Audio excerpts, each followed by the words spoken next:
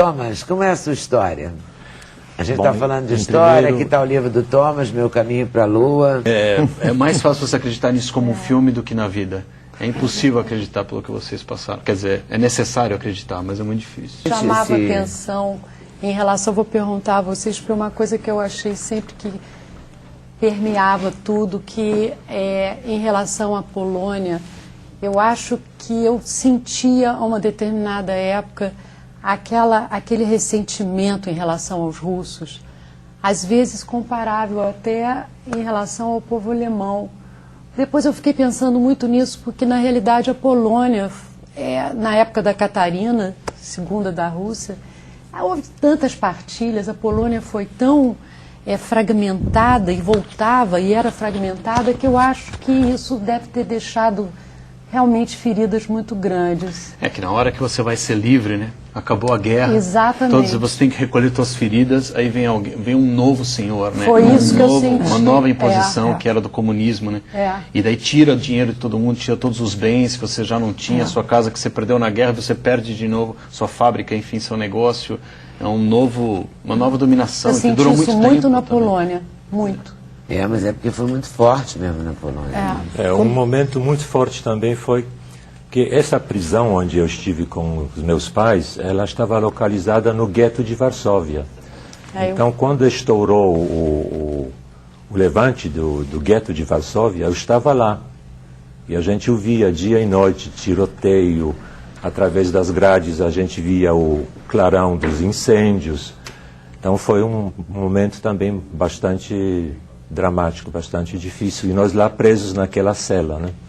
Então tem uma coisa que eu acho fascinante nisso, assim, ao mesmo tempo, né? Porque ao mesmo tempo essa loucura da Polônia criou excelentes atores, cineastas, escritores, porque a gente na dor, a gente acaba... O livro do meu avô chama Claraboia Sem Luar, porque eles viam a vida através de uma claraboia que tinha em cima do esconderijo, que eles ficaram lá 3 anos, 16 pessoas, enfim. Você está falando da sua cela, todas essas histórias de guerra, você passa a ver a vida como um espectador, né? Na janela da alma, não era esse o nome do teu filme?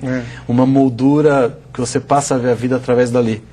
E você depois vai compartilhar a sua visão de vida por isso, né? Por conta de um livro, de um filme, de uma peça, né? De uma história.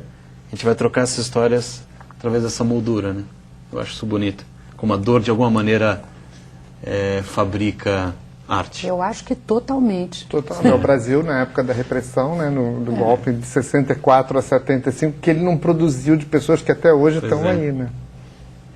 E aí você sai da Polônia direto para o Brasil? Não, nós fomos, como a minha mãe era alemã, e ela tinha que se apresentar todo mês lá no quartel-general da Gestapo, né? Um belo dia o SS, o nazista, disse para ela: você tem que voltar para a sua família. Então nós fomos para, meu pai estando já em Auschwitz, né? Então nós fomos para a Alemanha, para uma pequena aldeia. Você e ela? Eu e minha mãe, onde morava minha avó. E ficamos com ela. E aí seu pai sai de Auschwitz? O meu pai, a última vez que eu vi meu pai foi em 1942. Depois eu o vi novamente em 1946, em Antuérpia, na Bélgica, onde ele, por um milagre, nos encontrou através da Cruz Vermelha, porque nem nós sabíamos se ele estava vivo, nem ele sabia se a gente estava vivo. E a gente...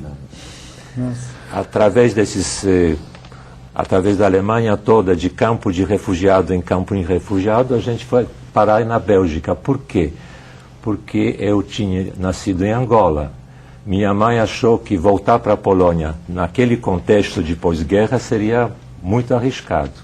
Então ela foi para Berlim, que era dividido em 4 zonas militares, a francesa, a russa, a americana e a inglesa, e disse: olha, meu filho é português, porque naquela Angola era a possessão portuguesa, ele quer voltar para a sua pátria. Você tem documentos para provar isso? Não tenho. Então sentimos muito. Isso falando com os americanos. Aí ela foi falar com os franceses. Você tem algum documento para provar? Não temos. Então sentimos muito.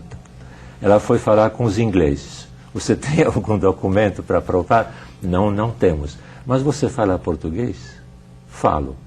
Eles encontraram em Berlim aquela destruição total de Berlim, que era uma ruína só, encontraram uma pessoa que falava português.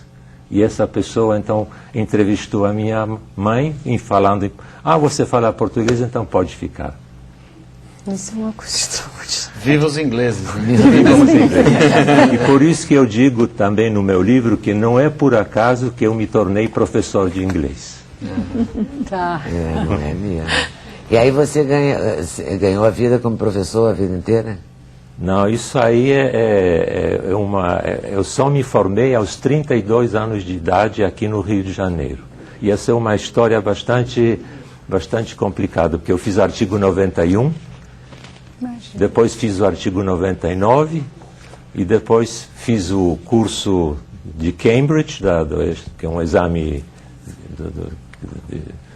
o centro era na cultura inglesa, e depois eu fiz a didática na PUC, de complementação pedagógica. Aí eu trabalhei na cultura inglesa como professor, no Estado como professor, e me aposentei como professor de inglês no Colégio Pedro II. E hoje tem a mesma profissão que minha mãe. E agora fiz outro concurso aos 75 anos de idade para provar aos meus filhos que nunca é tarde para tradutor juramentado. Sou tradutor juramentado. De português polonês. Português polonês. Que é minha mãe em São Paulo e ele aqui. É mesmo? Que coisa fantástica. Eu não digo que é importante contar a história. Contar a história é tudo.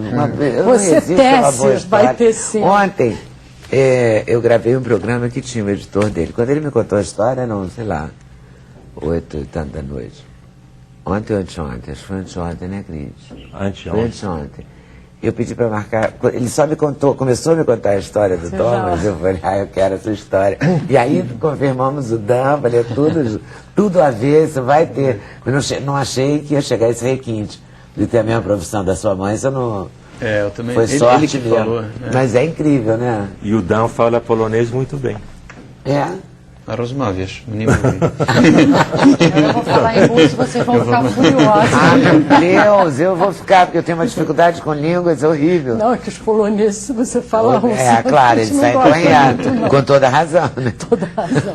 Mas eu também Depois da história deles, eu também não gostaria de fazer. Eu também queria mais um ponto importante que eu relato no livro, que foi a minha busca de uma identidade religiosa. Porque meu pai era católico, minha mãe luterana, alemã, luterana, e eles achavam que eu que deveria escolher a minha religião quando fosse adulto. Então foi um longo caminho, e o processo da minha conversão, eu me batizei como católico aos 26 anos de idade, foi um processo de um conflito entre a mentira e a verdade, Mas eu não vou contar para vocês qual foi a mentira, senão vocês não vão ler o livro. Você optou por qual? Eu sou católico. É católico. Você tem filhos? Tenho 4 filhos. E eles falam polonês também? O filho mais velho fala, não tão bem quanto você, Dan. Não é assim. Não, eu não falo também, eu entendo. Bom, outro aspecto que eu menciono no livro é a inserção de um imigrante no país que o acolheu. Que eu acho muito importante o imigrante não se fechar dentro de uma concha étnica, né? Então, um exemplo assim paradigmático que nós temos aqui no Brasil é do Dżembiński, que veio para cá e se integrou inteiramente ao Brasil, e ao mesmo tempo ele trouxe, quer dizer, é uma ponte entre duas culturas, as duas culturas que se encontram, e disso resulta alguma coisa interessante. Tanto é que as pessoas dizem que eu sou um poeta polonês, mas que eu sou um pintor brasileiro. Que bom, né? Você conseguiu fazer a ponte, ser a ponte. E o último ponto que eu gostaria de mencionar é a questão da proximidade,